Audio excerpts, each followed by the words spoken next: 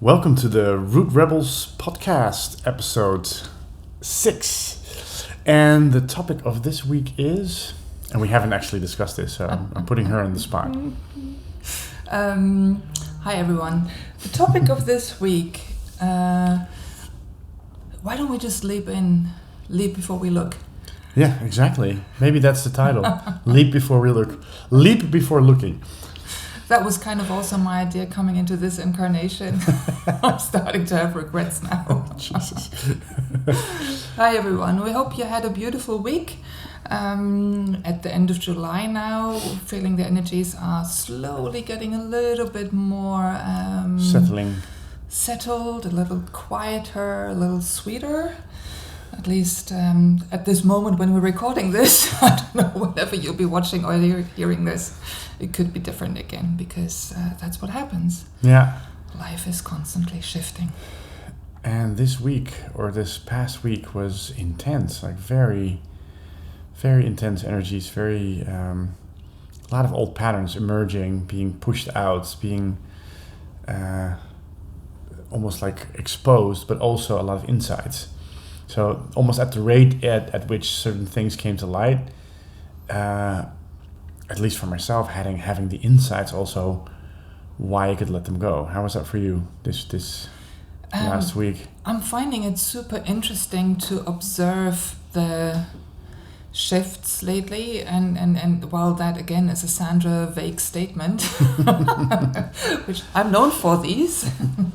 Are you willing to clarify that statement? I'm kind of focusing into it now.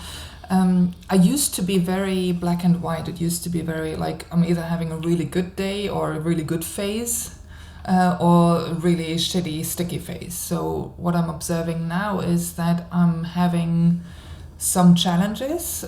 Some things, like we said last week, are crunchy. Some things are really demanding my presence. And to the human mind, a few of those experiences, or like the consequences, can look scary, or it's a fearful thing.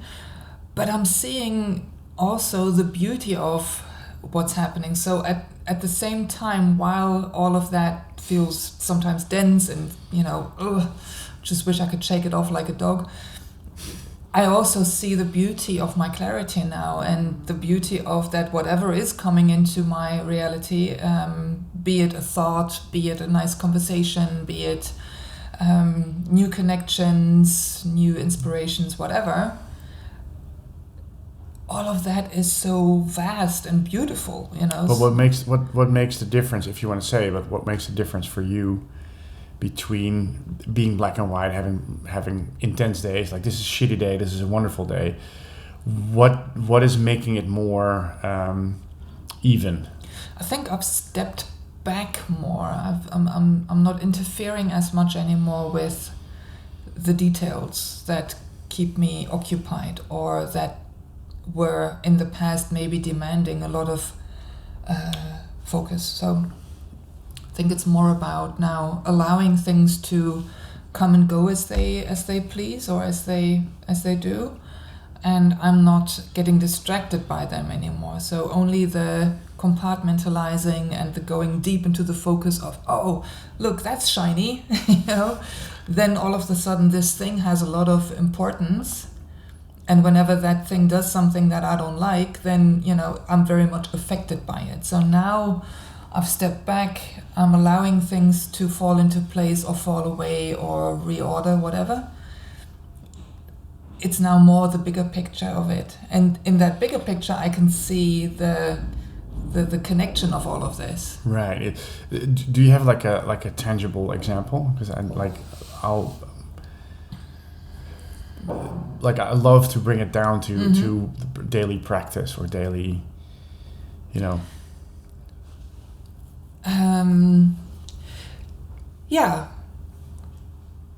Yeah, like the broad choice at the moment for me, now that Rude Awakening is done, and now that, you know, I'm going personally into another phase of, or another iteration of what does Sandra want to experience, who is Sandra.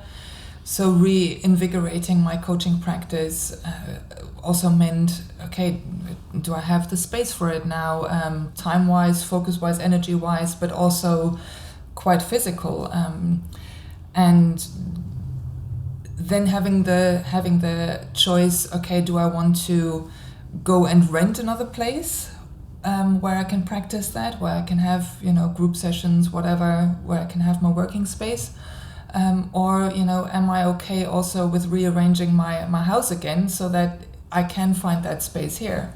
And it was something I woke up with one morning. Okay, I need to rearrange the whole setup, and I did that within 3 hours, I think. Whereas in the past, I would have been too comfortable.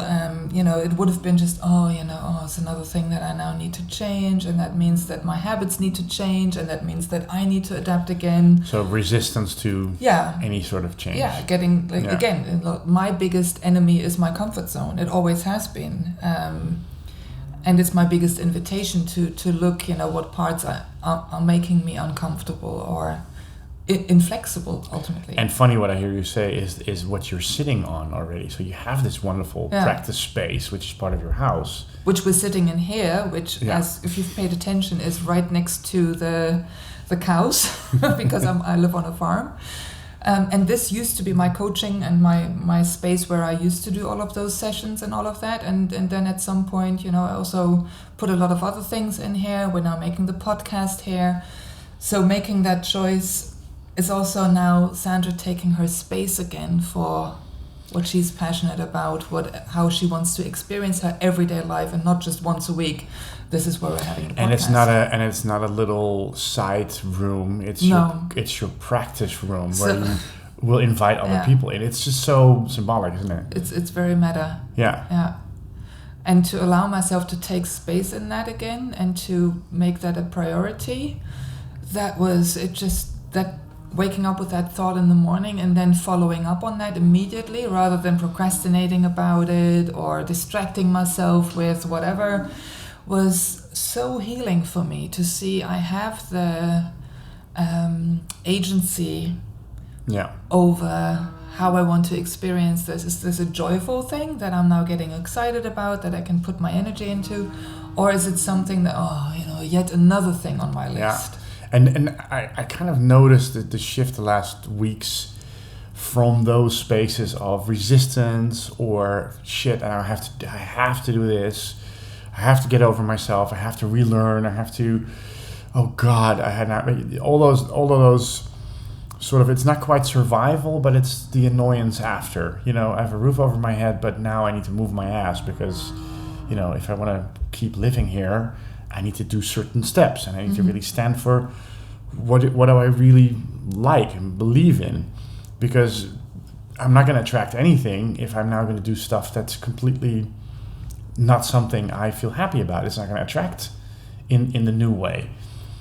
So I have to get, you know, almost like get over myself, and, you know, when I have an inkling or a feeling or an impulse to do something, and it is mostly based from that, you know, that creative and you know, that creative space with that inspiration, the moment I don't follow up on it, it starts hurting far more badly than the resistance that I might have on it. And it's really funny that I find myself just doing that the last weeks over and over and over and over. Whenever I have resistance, don't take too much time to feel into it or to sit down with it. Oh, how do you feel? Oh, I know. Because it's the same old pattern that was like 20 years ago. Acknowledge it and then go, I'm going to do it anyway. Or, no, I really need to sit down and feel into what's the next step. But not get stuck in that endless giving it room and space. And, oh my God, what's wrong with you now? Because it's kind of that resistance. It kind of wants that. It wants to have all the attention. And But I find it interesting, especially now. Resistance is futile, right? We've talked about this last week, and I think we're not even quite aware how all of those subsequent episodes that we're making, form like a bigger picture, and taking that to the next level for me. So we come from a place of where it used to be all projected outwards, right? Like it's other people, it's the world, it's the man, it's the government, it's the fate, whatever, right? So however much we used to place our experience in that, it used to affect us. Yeah. Then on this journey of awakening, you start taking it back. You start saying, okay, somehow I know, I feel it's all me, it's all a part of me, even though I don't understand it yet. So you sort of stop blaming others and you start blaming yourself more, because that's still an active part of you that wants to judge, that wants to separate, that wants to suffer in a way and make it difficult. And then that step of, okay, now I've moved through my stuff and I can now see that it doesn't change anything when I pay more attention to it. No.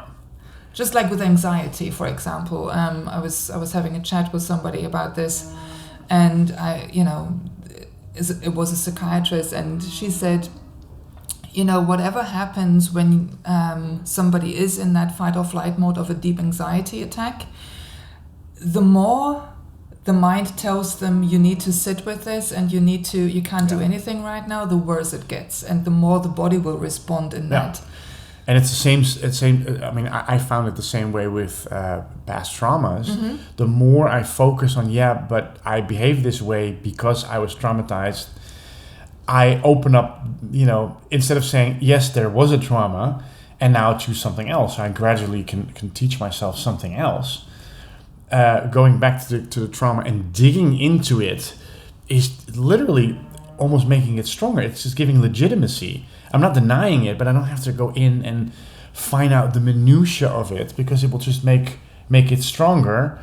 And I don't give myself feedback of the new patterns or the patterns that are healthy. Yeah. I'm just constantly telling myself I'm a victim. Oh, poor you. Yeah, that was really rough. And maybe it was, but acknowledge that it happened and make different choices. I'm making it very black and white. This is of course 30 years of not doing this well, but and it's a process, right? As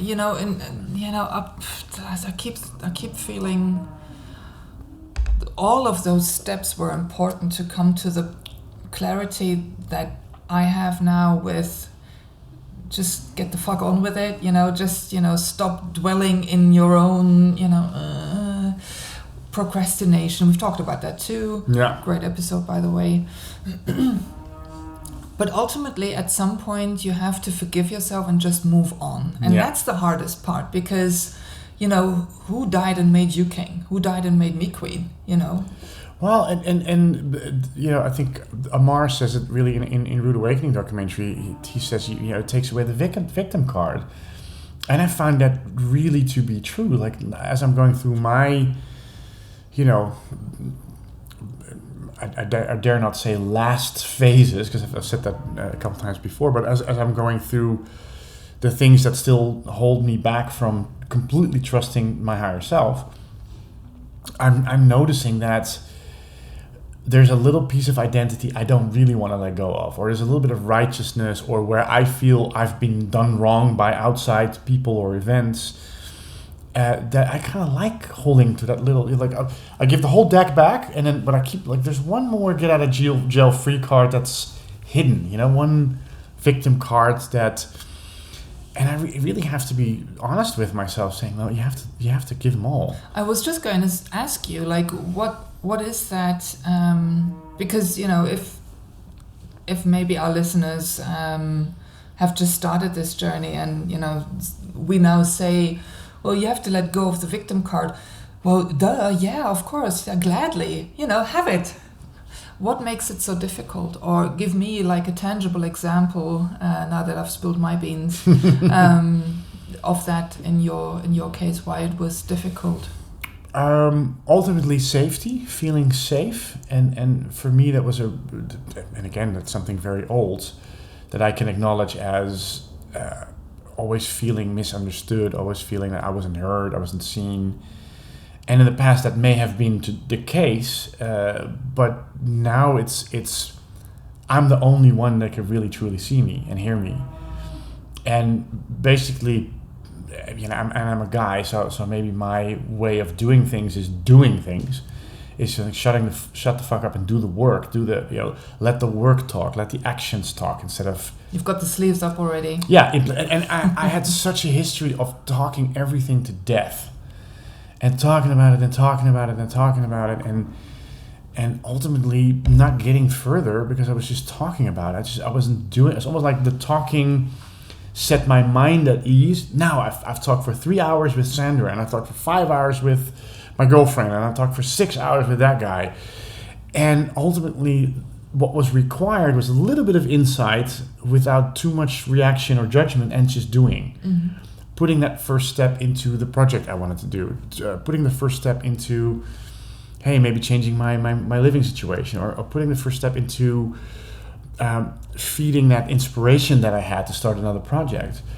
But then, but that person didn't see me, and that thing didn't work out, and I'm still owing that thing money. And it's for me, it was very easy to see, especially the last couple of weeks, that staying stuck in that victim mode, or staying stuck in, there's a lot of things that people do to me.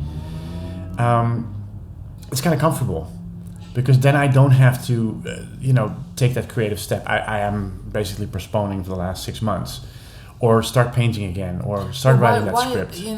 Why is it so difficult to go back into action? Because I can also see from the conversations that I'm having with people that have not gone through that journey the same way that I did. I know that a lot of people did. We have a lot of similarities. That's why we can talk about the same processes. But I know that some other people might look at my life and go like, wow, like your whole life came to a halt, and now, why did you do that? So maybe it's not even a question. Maybe it's more of a thing that now comes into an insight for me. So you've come back from the outside world, taken back the victim within yourself. Mm-hmm. You start talking a lot, which also accelerates a lot of healing. A lot of things become more clearer to you. You're in more communication with your whole reflection system. And then at some point when you realize, okay, now I've exhausted that. Like I've talked until the cows came home, and they are home, as you can hear. Only so much insight that you can gain. And now at some point you realize, okay, life is calling me again, and I'm actually excited, and I feel capable and able and ready to dive into life again. And that's it. So I think ultimately, after all the talking and all the being nicer to yourself, the cows are really going off until the cows come home. Yeah. I found there's only 2 things that really work. Is taking inspired action, mm-hmm. right? And wow, they're taking inspired mooing. So taking inspired action, and nobody can tell you what that is. So there's a template for inspired action. You know what that is. And the second is the opposite, is actually allowing. It's really allowing to receive the changes that you've called for by talking it to death, but almost like remembering through all the talking, what is the inspiration? In your case, you wanted to be a coach. In my case, I wanted to do something different, like a different work. After Rude Awakening, doing something with technology, and now I'm working in computer games again. So, it was really an inspiration to clear the palette and do something else. But ultimately, I had to let go of the idea of it and just either take inspired action by calling some companies, or being quiet and being present to remember what my inspiration was. Hey, I want to do something else with film and storytelling and technology, but I don't know quite what. But what makes me happy without the details? What makes me happy without the agenda? And then almost surrendering to that, and letting that come to me. And like 2 days ago, something like that I didn't expect came to me.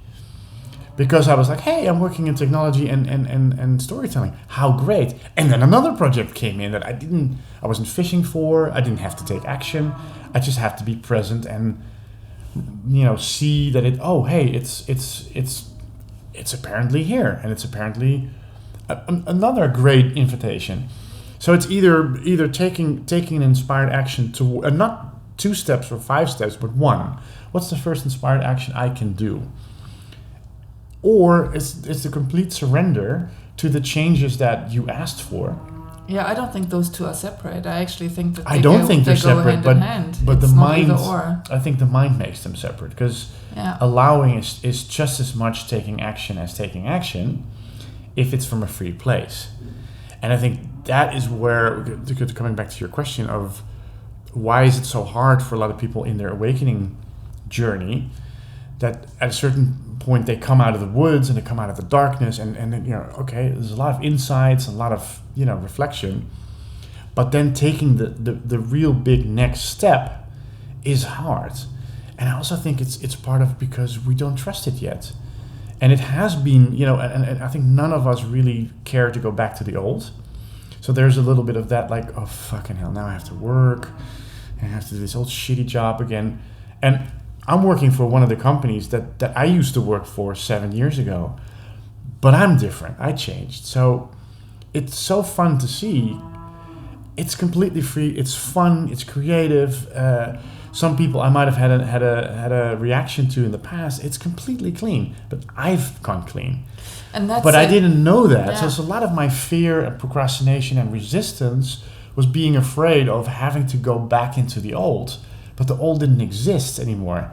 But I didn't, it was almost like my mind had to catch up to that. And then that's the part, so, the last reference that you do have is with far less awareness, with far less consciousness, right? So years and years and years ago, things looked different, things were different. Yeah. And now you're allowing yourself a new experience with the same props, with the same set, with the same actors, mostly. And then the mind just has a difficult time of allowing that to be new. Because, hey, I've seen this person, and this person was an asshole. It's the memory. Yeah, or, this place has such a bad energy. We've talked about this earlier when you were saying going into Amsterdam now on a regular basis, being in public transport, being in the city again, lots of tourists in the summertime. Yeah. It used to be your Achilles heel. Oh, I almost had to puke like every time I had to deal with those energies, and now I can sort of welcome it and go, okay, I choose to be a part of this, or at least to traverse it. But I am free to take it over, to take energy, or to say, oh, it's a dense day, it's very busy, and leave it at that. It's the same as going back to a trauma or going back to a past memory. Like my past memory of the city was, oh God, oh God, oh God. Or my past memory of that employer was all of these things that I thought went wrong and that I need to watch out for. Instead of just going, okay, that was a memory, that happened. I reacted just as much as they reacted. So it's just an exchange of, nobody's at fault here. I was very, very bad at giving my boundaries back in the day. So of course there's going to be those run-ins and confusions. So it's acknowledging it happened. So I'm not denying it, but by not giving it a lot of, going into the archive and reading all those documents of all those events that happened and putting like a little asterisk behind it, like if that happened, oh my God, yes. So I'm feeding it, almost making it true while it isn't true for years. Yeah. So now I'm stepping in, inspired action. I'd love to work in that again. It's a great opportunity. It's technology. I know those people. But I didn't go back into the archives other than, hey, I'm new, so this is probably new. I didn't know that for sure. Yeah, I'm not a psychic. But after the first day and the first meeting, I was like, this is completely different. And we've talked about this in the past, like in private personal conversations. we want people to notice that we've changed. We don't, like, I'm living in a different country. Like, I'm originally from Germany, and I don't visit that often anymore. So I live in a completely different reality. But then when I go back and meet old people or family members or whatever, it used to be like, during my awakening, the biggest pet peeve, oh, they still see an old version of me because, I look the same, but I've changed so much. Look, everybody, I've changed so much. But then, making the same mistake that other people, in my perception, were still the same, and were still stuck in their patterns it's or whatever. Creating a whole new Achilles heel. So we've often talked about this and reminded each other whenever we went into that old pattern of, assuming that somebody is this or that, to say, hey, allow others to change. Yeah. And that is not only true for people, that's true for whole experiences that look very much familiar. I have to now assume that when I bring my full self into the equation, that everything is different. Yeah. That's the difficult part. So that's why sometimes, once you've made a choice to completely turn your life around, it's easier to move into a new country, or to go, everything is new. Well, you don't have the old baggage, or at least the perceived. Yeah, I mean, baggage, fast forward a year, and then you'll pretty much see that you might be attracting the same kind of people or the same kind of circumstances, just in a different language, maybe. Yeah, wherever you go, you take yourself with you. Yeah, That's exactly. an old one. Yeah, and I do feel, or I do see with myself and with you and with some people close to us also on this path, it is a point of when you come out of what we then sometimes refer to the dark night of the human, where you basically have to let a lot of nasty stuff go, and you do the big cleaning and clearing, and then you have to live your life afterwards in a new way. You can't pull the victim card anymore, but you still have to adjust. I mean, I found that with myself, really adjust my human to, so I've cleared most of that old stuff. I can't really go back or pull the victim card, although my mind is trying to, because some pieces of identity or some things, especially seen being heard, was a huge one for me. So even though I knew better, I played that game for another 2 years after the Dark Night of the Human, or my Dark Night of the Human, but I want you to see me, and you have to take me seriously, because there's a new voice, and it's almost like playing the spiritual righteousness card of, but I've done so much work, and now I need to be acknowledged for it. Whether now I'm shifting into not having to be seen and heard, because again, it's another identity for me that needs to have a pat on the head, and you don't need to go back. And that was also, I think, during the healing years of awakening, you try to go heal everything. Like this is very eager and ambitious, that part of the spiritual identity that now wants to go and heal and transform everything. But you constantly, if you need to fix the leaks, like, you constantly miss the whole point that the whole vehicle is changing and shifting. So what I'm discovering now is, with those aspects, those parts of me that have been in a trauma, or that have been very much separated, like, the part that wants to be seen and heard and acknowledged and all of that, now they can come to me. So now that there's like this presence and this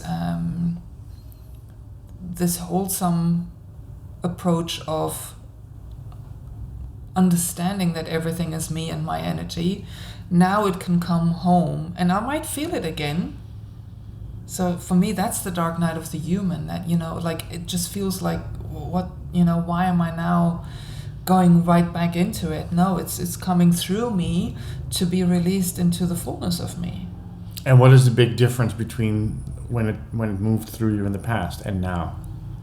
Well, I used to run away with it. I used to then go into the details of blaming others again, trying to fix the outside, trying to make the outside world understand why, they have to see me, or, that was either relationships or family, or, mostly in connections with others, right? Because that's how we perceive ourselves. But now it feels like whenever I think something is, oh, why is that still here? I have to really look at how my life shifted and how I'm not living in that separation anymore. It's easy to get distracted by it, especially when it comes so quickly, or when it's so dense. It's like you said, lots of aspects coming home last week. Just go, okay, so here's that one again. Oh, I thought I worked on that one, rather than going into the minutia of it, seeing like, okay, maybe it's just a safe space now for it to come back. Yeah, I think that's for me definitely that's the big shift. Is I don't have to go into the minutia, because if I want to be seen and heard or acknowledged, I need to go through all of the minutia and the details, almost like have like a court case in my head. It, yeah. Like who was right, who was wrong, yeas and nays, so much %. And now it comes through, and I might get annoyed or react for a couple of days, but I know that the digging doesn't work. And because you can also just check with yourself, like, am I still in that allowing space where, this might suck now because I feel it again. It's like, I broke my foot a few years ago, and every now and then I do still feel it. But that doesn't mean that I need to go back to, now it needs to start healing again. It's okay. And that's a big trust. There's a really big trust that comes by. It's supposed to come by because I've said I want a really big change. So everything is now coming home to facilitate the change. What the change is exactly is something my mind can't fathom yet. So I have to sort of trust that and really let the details go. But I know the less I resist old stuff coming by, and especially not blame other people or have a dependency on the only solution for this problem is that person says something to me, or that person. And now with most of the stuff, there is no dependency, or I just walk away from certain people. Where you're like, but I don't need that acknowledgement. And if I do, then it's an ego thing in me that's still. But most of the time, I'm so tired of it. There's just like, okay, then I'll let the ego part go. And it might sting for a bit because that person has not seen me. And probably as I'm walking away, will never see me. So making it but a again, point. what was I thinking that I was gaining from it? And it's again just projecting it outside of me. Yeah. So it might sting. The human still has some investment left. But even the whole dynamic of not trying to figure it out, and it's saying, okay, whatever is outside of me, whatever I placed on other people, take that home. And then you have to go through the pain of, it's an old trauma, I didn't get what I want, that person never. And now I'm getting so secure or so well versed in my own energy that I really don't need that acknowledgement, truly. And I used to say that, and it wasn't really true. And now it's becoming not only true, but I'm noticing then that if I don't take an action afterwards, after not needing that dependency, I can stay really neutral and make a decision that's free. But that's the word. I usually don't need the other person again. That's the word, neutral. Yeah. Right? Like when you're still being lived by your aspects and by your identity and everything that you've built up around this. It's very much about like, but I have to be passionate about this. I have to fight for this. Whereas once you come into that bigger place of understanding, there's a neutrality. And while you're moving towards that, I feel there's sometimes fears. We've talked about this before, where you said like, I'm really fearing that at some point I'll just be this, drooling, sitting so, on the cloud, playing my harp kind of thing. No identity. Yeah. And how boring that must be. But says who? Well, the one that tries to keep the identity. Exactly. So I had a chat with a client of mine, and she said, Yeah, but I don't want to be indifferent. Like that word of being indifferent, that energy, I don't like that. I want to care. I want to be the person that, Passionate about something. yeah. And while I totally understand it, it's exactly what we were just saying. Who's clinging on to that part that cares? Yeah, and in a way, what and you're right, because I was used to be super afraid of that. Like, what's left of me when I dissolve everything. So it's not that I can't dissolve anything, but like I kind of like my humanness. I kind of like my expression, and I've noticed that if you go to neutrality, you can actually make those decisions and expressions and care and your own internal causes to I like film, I like this, I like humor, I like to talk in a certain way, I like a certain food.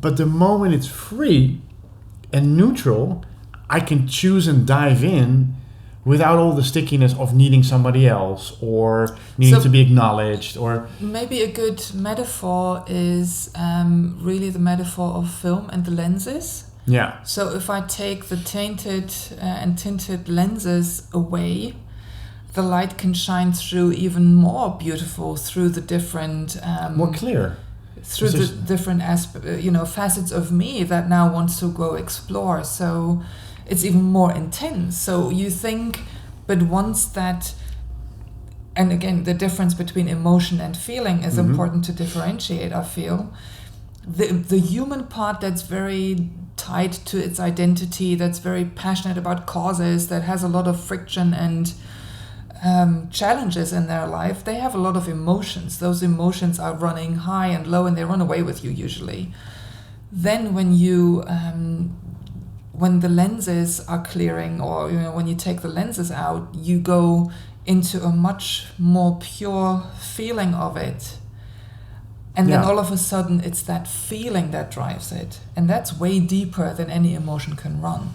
Yeah, and the emotion and the feeling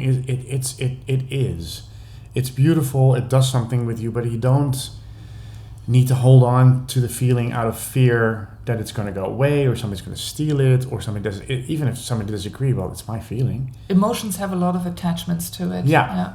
But I found that the feeling is more intense. Like you say, it's almost like taking, filters. In film, you have an ND filter. That's a dark filter, to make sure that the sun that comes into the lens doesn't like overbright everything, but it blocks the light.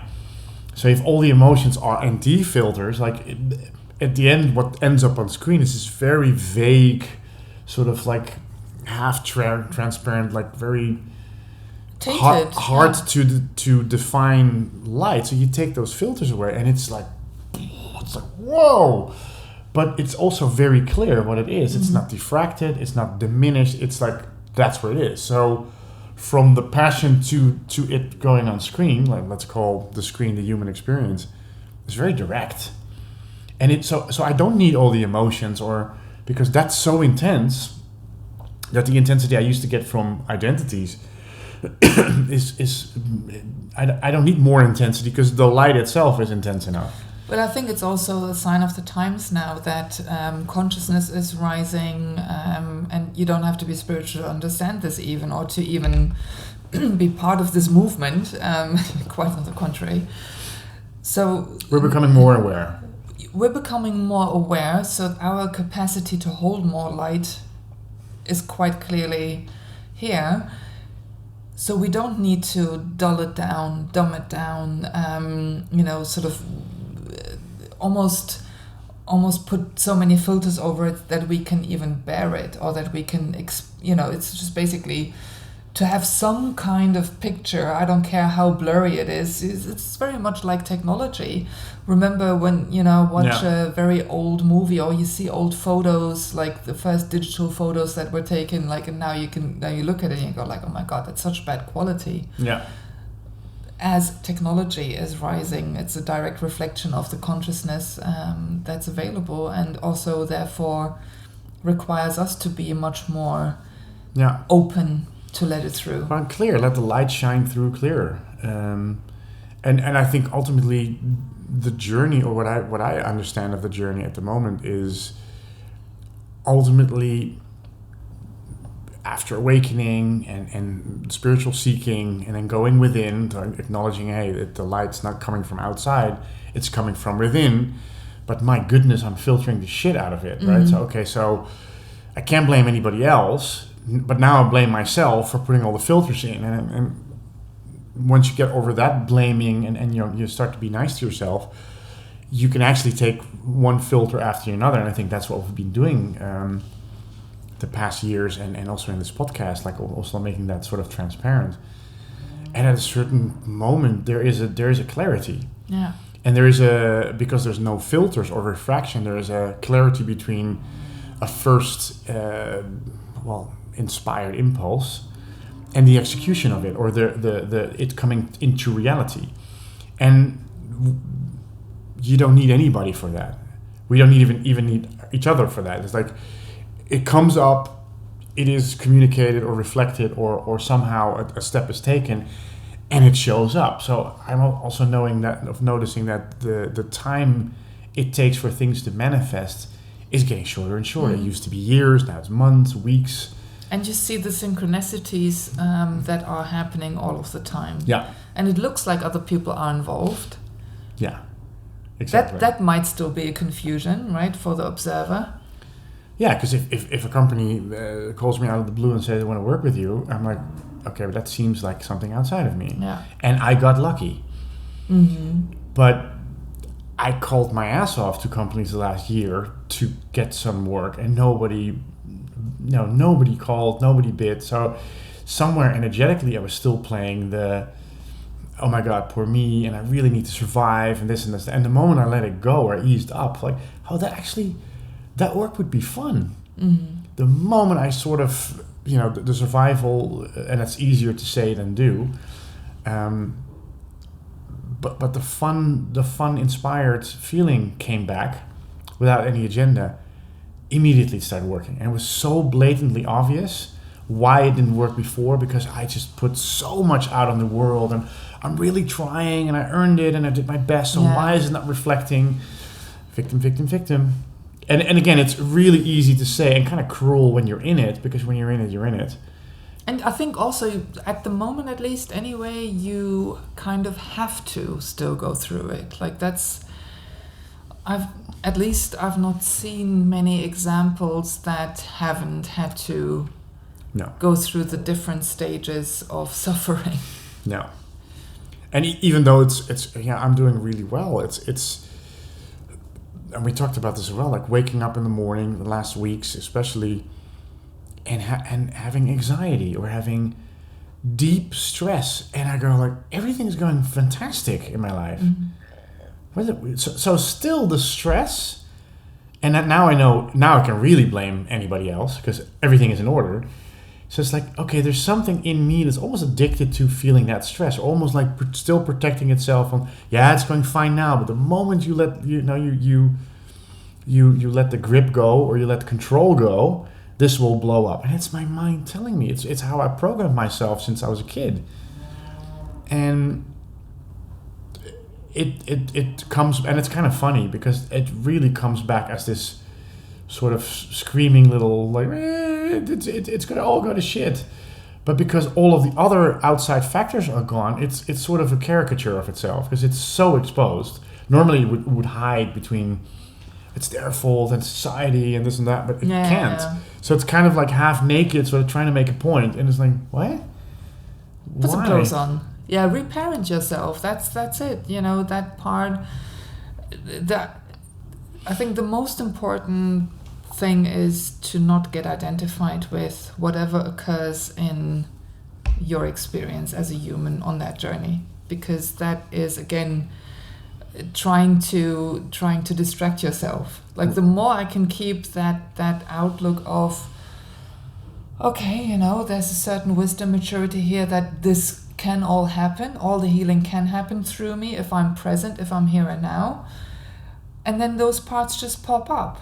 But I don't need to go into that panic. Yes, I can feel it, but then to stay in that authority and presence and say, okay, quite obviously, you know, there's something that I need here. So Yeah. and we've talked about facilitating yourself. I think we've really put beautiful emphasis on what can you do when you feel that you're triggered, when you feel you're in a reaction.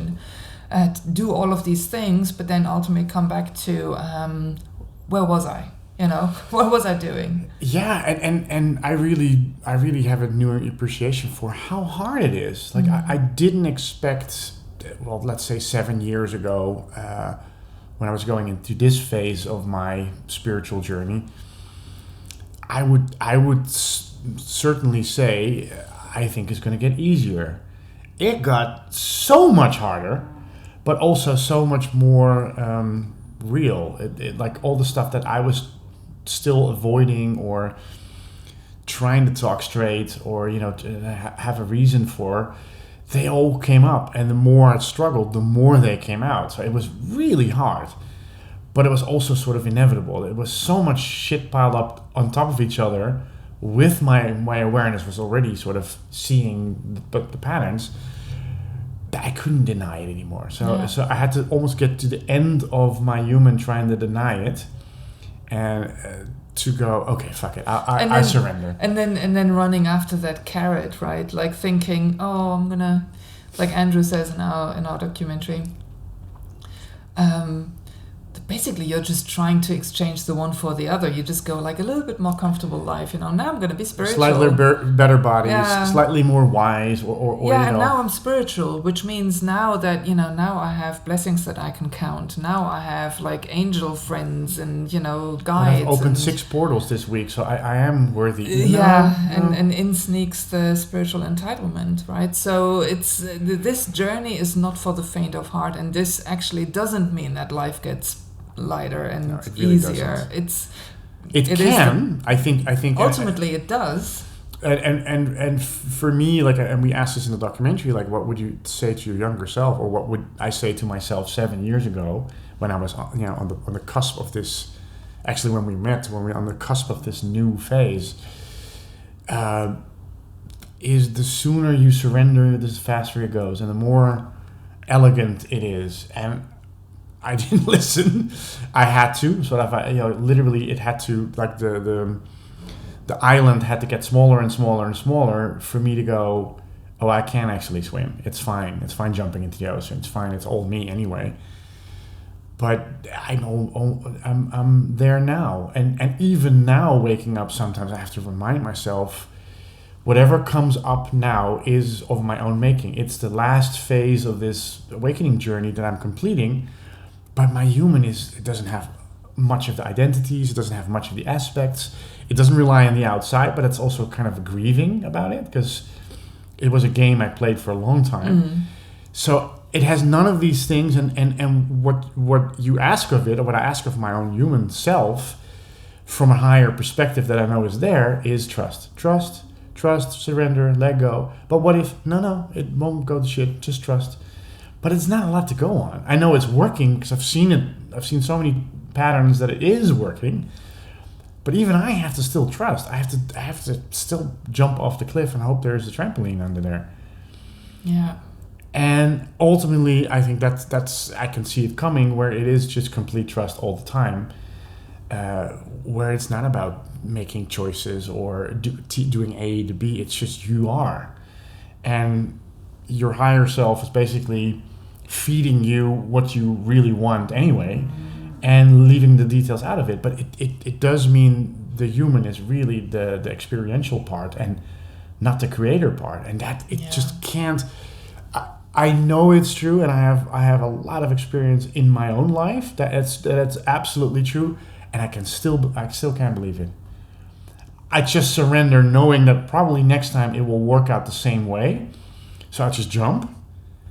But my human is... It will work out just the same, but definitely not in the same way. No, and my human is still, scared at best and confused. It doesn't change. It just gets used to the fact that, hey, I do it anyway, and it works out. Oh, I do it anyway. There's a bigger picture happening, right?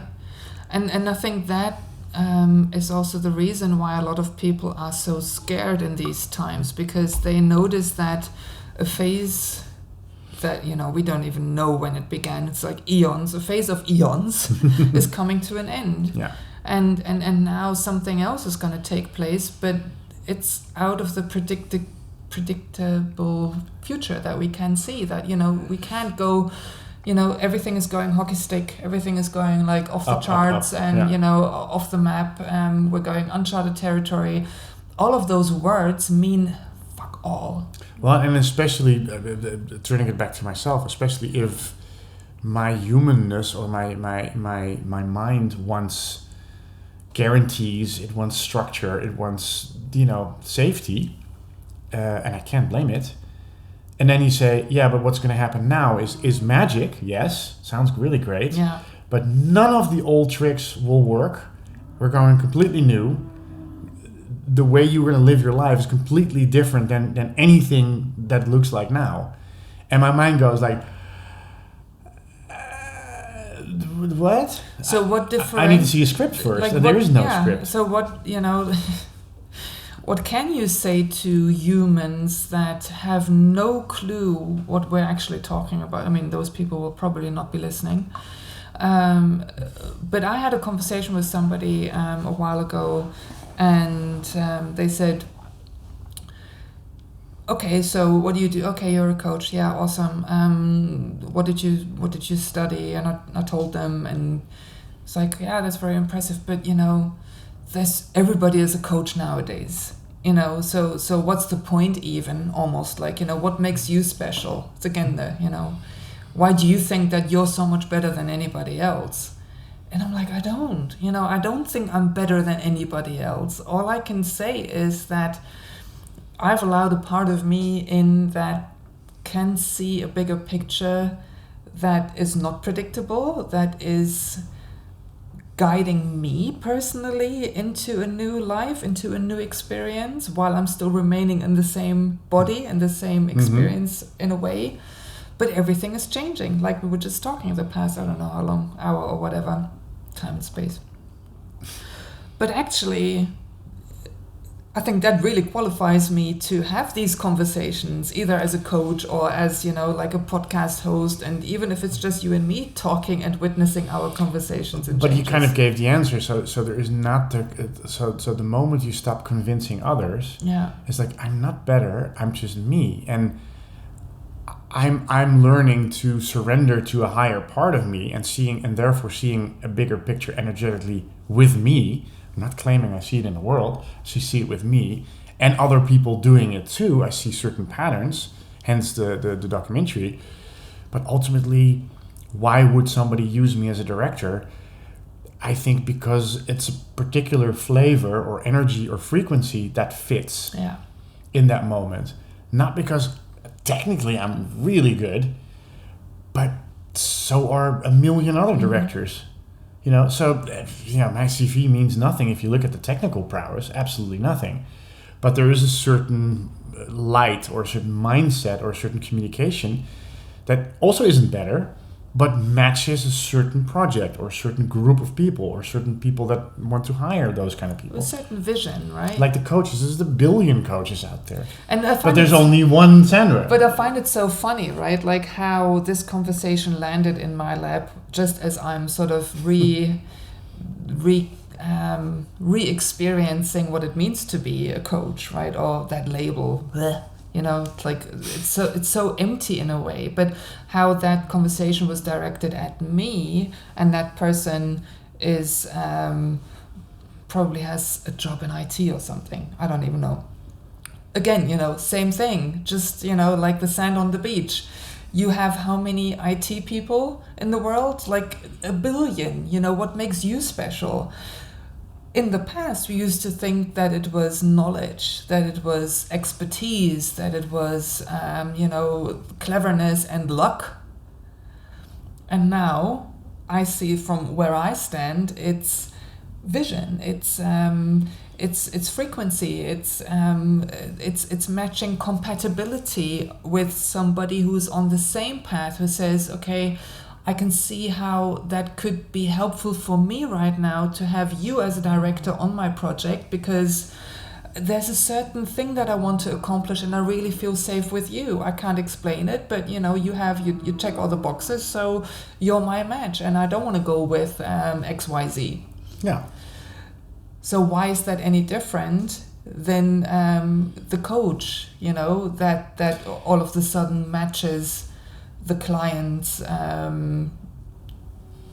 So in a way, there is no competition. I think. No, for nobody. No, because even if there's literally in your street 6 coaches that do technically the same thing in a row, then still some people are attracted to you, some people are attracted to the neighbor, some people are attracted to the last one in the row, and you all do the same thing. So if you trust that, and again, you have to really take your energy back from putting it out there and getting acknowledgement, but I'm special and I really don't believe it myself, so tell me I'm special. And if you don't tell me I'm special, I have to work harder and I'm going to overcompensate that I'm special. But then, there's lack. So I want you as far away from me because you're taking a piece of the pie. It's that whole, that's a nice thing about taking my own energy back that I'm noticing, is the codependency is really going. I can't say it's completely gone, but 80-90% of the time it's like, oh yeah, shit, it's me with me. And then there's enough for everybody. But I'm not afraid to lose anything. So if somebody else picks another director, I'm going like, good for him. Exactly. Or her, wow, because that flavor is more compatible. And then of course I can lament, I really wanted that job, but that's something else as not, wanting somebody else to thrive on their, on the merit of their energy. So they are looking for compatibility, but so are you. So maybe you might come into a position where, somebody approaches you and you just feel like that's not a match. And sometimes I don't think, sometimes I don't know what compatibility is or means. And my mind has an idea about it. Mm-hmm. But the more I can let go of the idea, not preventing having idea, because we all have ideas about everything. Before we can even stop ourselves, our mind would have labeled 10 things. So it's not about not having those ideas, but in going, oh, that job fell through. Oh, I had ideas about it. Exactly. What a shame. Yeah. But usually nowadays, within a couple of days or sometimes in the moment, I go, oh, I can see why that was not compatible. Yeah. Oh, good. Because that would have been a lot of resistance and then coming to the conclusion that we're not compatible anyway. And now we're not even have to go into that. It's like, oh, wonderful. So it's almost like... And you don't need the closure all of the time. Like, sometimes I will never know why something didn't work out. But I now own the knowingness that it's always working out for me as it always is working out for you. And I can look at, whatever somebody else is going through. And usually as a coach, you do listen to a lot of... challenges or like friction stories. You can have compassion for it because in that moment it is your experience. So there's no point in saying like, oh yeah, but it's like it doesn't, it's all happening for you. It's actually a good thing. I don't have that emotion. Well, you do. You think you suck. You're disappointed. But once you've allowed that to go, but I know there's a higher part of me that I said, starting this whole journey of awakening, I gradually started relinquishing to or listening to, trusting.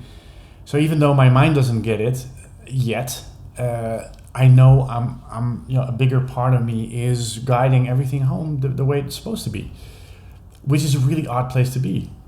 I think that's the biggest thing that my human part needs to still get used to, that there is something that I can trust that is working out every single time. And but like I also have to jump every single time in trusting it. Well, like you said, I think it was in the last episode, in a way we've really wanted to understand exactly how it works. Yeah. So, me now being a coach is also no coincidence, because, I could do something completely different, like, work in a bakery or something like that doesn't look so relatably the same as my journey. But I really wanted to understand that journey and be able to work with it and work with other people on that journey to be an expert in that. And, I might choose that at some point, that part is done and now I'm going to go bake bread or make films or whatever. But I think that's really it. Like, can you really surrender to your qualities instead of comparing yourself to other coaches, or I need to be the best at my job? Well, maybe you just haven't found really what makes you unique. So let's find that part of you that makes you unique, that really sets you apart for yourself. And I think that's the question as a society we're going through, we'll be confronted with most. What sets me apart? Like, if it's like we said before, if it's not knowledge anymore or intelligence. And robots take half of the stuff. You have to go back to yourself. So I'm very confident that the world, will go through its shakeups and ups and downs, because it is a big step. But it's kind of, technology is kind of forcing it. Yeah. Like a corona epidemic kind of forced a lot of people to go within and to sit still and to rethink their life. Technology will do the same thing, and I think the only thing we can really do is bring our light, bring our awareness into it. Yeah. And then I think it will really serve us. I mean, I read an article about AI being used in education. So can you imagine, like, in 10 years from now? I don't think it has a future. No, this is kind of like a fad. It's like exactly. But a kid, maybe even 5 years from now, sitting in a school and getting an education that's exactly tailored to that kid. That kid might be an economist, or a lawyer, or a dancer, or a poet, or a creator. It doesn't really matter what. Poetry, great. Oh, that child has an inclination for that.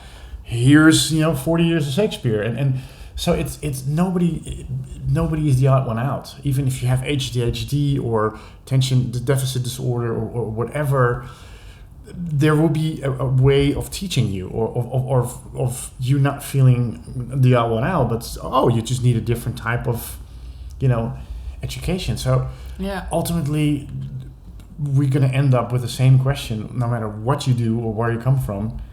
What is it that I am? What is it what can I trust here? What's your core? And can I keep finding out more about that? And I think that's a journey that never ends. It's a gift that keeps on giving. Yeah. With that. Beautiful. Thanks for just leaping before we looked. Radical trust. We hope you could take something out of this, some inspirations, some reflections for yourself. We certainly did. You might want to journal about this. Where are you leaping before you look? Another thing that I wanted to mention, on the 8th of August, if you happen to be in the Netherlands, I'm hosting a meditation evening, whatever you want to call it, like it's, session, just, like a get-together. And we're going to tune into the energies of the 8th of August, which happen to be always a beautiful portal into more of us. So in a group setting, that's usually a lot of fun. If you want to participate, you can write to me at sandra@zencubator.nl, or go check out my social media wherever. If you are not in the Netherlands, you can still tune into the beautiful energies of the 8th of August and into the next shifts that are coming. Yeah, and there are a lot. That's the one thing I know for certain. Absolutely. It's like we'll just keep going. Yeah. And where do people write if they want to ask us a question? podcast@rootrebels.com. One word. Is it not a dash in between? I keep forgetting. I think suck at this. I think there's a dash in between. We should know this by now, right? Because I always say, like, we'll put it in the show notes. Exactly. Yeah. Enjoy your weekend, and we will see you next week. Bye. Ciao.